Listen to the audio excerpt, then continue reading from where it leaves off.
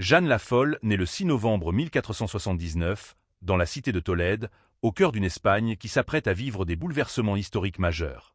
Elle est la troisième enfant de Ferdinand II d'Aragon et d'Isabelle Ier de Castille, ces souverains d'exception qui, par leur union en 1469, ont jeté les fondements de l'unité nationale espagnole.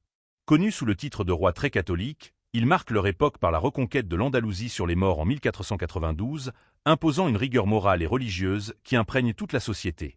Dès son plus jeune âge, Jeanne est plongée dans un environnement royal où elle reçoit une éducation humaniste, soignée, mais extrêmement sévère. Elle se distingue par son érudition, maîtrisant le latin, le français et le flamand, tout en manifestant des talents certains pour la musique et la danse. Toutefois, cette existence est régie par une discipline de fer, les infantes étant confiées à des nourrices et des gouvernantes chargées de protéger leur chasteté, valeur politique suprême. Jeanne, dotée d'une personnalité rebelle et d'un tempérament indépendant, s'oppose tôt à sa mère. La tension entre les deux femmes est telle qu'Isabelle, exaspérée par l'insoumission et les doutes religieux de sa fille, aurait envisagé l'usage de la torture, notamment le supplice de la corde consistant à suspendre la victime par les poignets pour briser cet esprit indocile. Le destin de Jeanne s'inscrit dans une vaste stratégie matrimoniale visant à encercler la France, la grande rivale des couronnes espagnoles. Sa sœur aînée, Isabelle de Castille, née en 1470, est mariée au roi Alphonse V de Portugal en 1490, puis, après son veuvage, à Emmanuel Ier de Portugal en 1497 afin de consolider l'alliance contre les Maures. Sa seconde sœur, Marie d'Aragon, née en 1482, épouse également ce même roi Manuel Ier en 1500 pour renforcer les liens ibériques.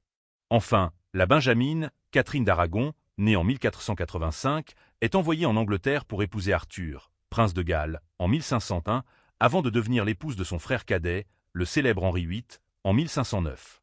Pour Jeanne, l'union avec Philippe le Beau, héritier de la dynastie des Habsbourg et fils de l'empereur Maximilien Ier, représente en 1496 une échappatoire tant espérée.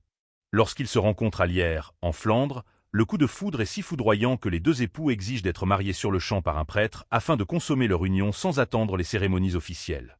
Jeanne tombe passionnément amoureuse de ce prince séduisant et découvre avec joie les paysages opulents et la cour festive de la Bourgogne, qui contrastent violemment avec l'austérité espagnole. Elle échappe enfin au contrôle maternel, mais son bonheur est éphémère. Philippe, séducteur invétéré et politique cynique, multiplie les infidélités, provoquant chez Jeanne des crises de jalousie dévastatrices.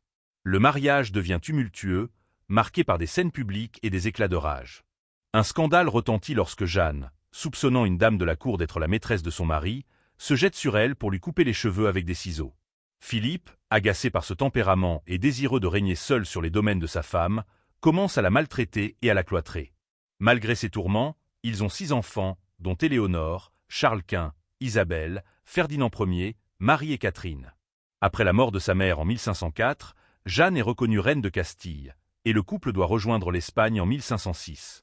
Leur voyage est cependant perturbé par une tempête effroyable dans la Manche, forçant leur flotte à accoster d'urgence à Weymouth, en Angleterre. Ils sont reçus à Windsor par le roi Henri VII, ce qui permet à Jeanne de revoir sa sœur Catherine d'Aragon.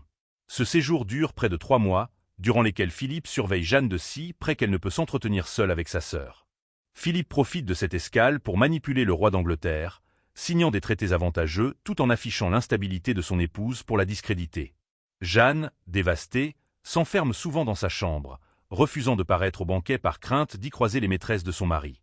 Une fois arrivé en Espagne, Philippe succombe brutalement à une fièvre en septembre 1506. Jeanne sombre alors dans une dépression profonde, refusant de se séparer du corps de son défunt époux pendant 3 jours entiers. C'est à ce moment que se joue la trahison finale orchestrée par son propre père, Ferdinand II d'Aragon. Convoitant le trône de Castille, il exploite la douleur de sa fille pour la déclarer mentalement inapte et assume la régence dès 1507. En 1509, il fait interner Jeanne dans la forteresse de Tordesillas, la séparant de ses enfants. Durant cet exil, elle commet des actes qui nourriront sa légende noire, comme sa procession macabre où elle fait voyager le cercueil de Philippe de nuit à travers le pays, ou son obsession pour les restes de son grand-père, le roi Henri IV, qu'elle garde dans sa chambre. Elle néglige totalement son apparence, refuse de se baigner et de changer de vêtements, évitant même les sacrements religieux.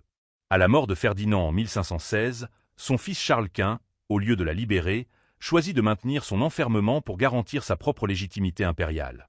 Jeanne demeure ainsi captive à Tordesillas, seule et trahie par tous les hommes de sa vie, pendant près de 50 ans, jusqu'à son décès en 1555.